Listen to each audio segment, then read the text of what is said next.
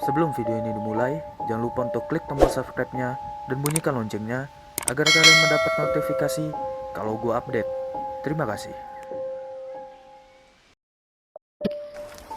Oke, ini adalah cerita selanjutnya pengalaman aku selama aku berada di sebuah kota di mana aku sedang menyelesaikan studi aku. Ini kisah di semester 3 di tahun kedua aku mulai kuliah di sebuah universitas yang ada di kota ini. Cerita sebelumnya itu adalah cerita tentang dimana aku pernah ngekos dan kosnya ada penunggu, dan kemudian aku pindah dari situ. Aku pindah di sebuah rumah di kontrakan, dan kontrakannya lumayan luas, dan di kontrakan itu aku banyak sekali mengalami hal-hal mistis. Awalnya aku tidak ada berencana mau pindah di rumah itu, tapi karena ya juga anak kuliahan cari yang gratisan, rumah itu dikontrakkan oleh om aku, dan rumah itu cuma untuk simpan barang. Jadi rumah itu kosong. Pernah ada yang nunggu rumah itu, cuman dia udah pindah karena suatu kerjaan. Kemudian karena aku nggak punya tempat tinggal dan aku pernah bilang sama om aku untuk aku mau pindah kos, kemudian dia menyarankan untuk tinggal di situ sekitar setahun di situ untuk jaga-jaga barangnya karena barangnya banyak di situ. Kemudian kami pindah. Awalnya abang aku yang duluan pindah sekitar sebulan karena aku masih libur semester. Aku nyusul sebulan kemudian. Dan selama sebulan abangku di rumah itu, abangku nggak ada cerita apa-apa. Jadi aku ngerasa rumah itu aman-aman aja. Tapi pas pertama kali aku datang, itu rumahnya kayak bener-bener udah lama nggak ditempatin, kumuh sekali, kayak daun-daun rumput-rumput tuh udah kayak makan rumah itulah, dan rumah itu bener-bener kumuh dalamnya.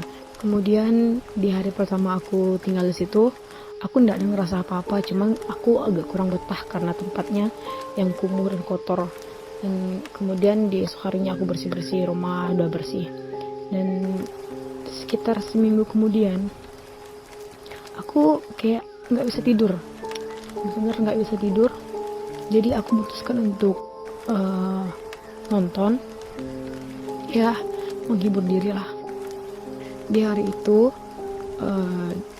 kalau setiap malam aku emang sendiri di rumah karena abang aku kerjanya nggak siang tapi malam. Nah setiap malam aku sendiri di rumah. Terus malam itu aku ngerasa ada yang aneh. Aku nggak bisa tidur, mau keluar juga capek, dan akhirnya aku memutuskan untuk buka laptop, nonton, dengerin musik, main HP, chattingan. Dan karena udah capek nonton, jadi aku posisinya ini duduk di kursi di meja belajar, dan posisinya pintu itu sebelah meja belajar, dan aku duduk chattingan sama temen aku, sama grup-grup aku lah. Dan itu awalnya aku nggak yakin kalau itu dia. Awalnya dia kayak ada baju terbang, kain terbang gitu, mungkin teman-teman tahu. Cuman sekilas aku kayak cuma mikir, oh bukan, mungkin bayangan motor. Kain itu terbang dari dapur ke ruang tamu. Posisinya adalah kamar aku tuh antara ruang dapur sama ruang tamu. Karena aku berpikiran positif, jadi aku ndak menghiraukan dari itu. Jadi aku lanjut nonton. Setelah chattingan aku lanjut nonton. Kemudian dari depan pintu, ternyata pas lewat di depan pintu kamar aku, ada orang, itu sosok perempuan rambut panjang dan baju putih, lewat dari ruang tamu ke dapur. Itu jalannya pelan, itu bener-bener aku lihat karena takut, saking takutnya aku, pintu kamar aku tutup, terus aku hidupkan lagu rohani lagi karena aku memang benar-benar takut di situ. Dan kemudian karena aku nih pas kebetulan aku tahan kencing, benar-benar aku tahan kencing itu. Aku mau keluar, mau kencing tapi takut. Dan gak lama setelah itu bunyi piring jatuh di dapur. Gimana aku ndak takut, itu benar-benar takut. Itu malam itu aku nangis sejadi-jadinya.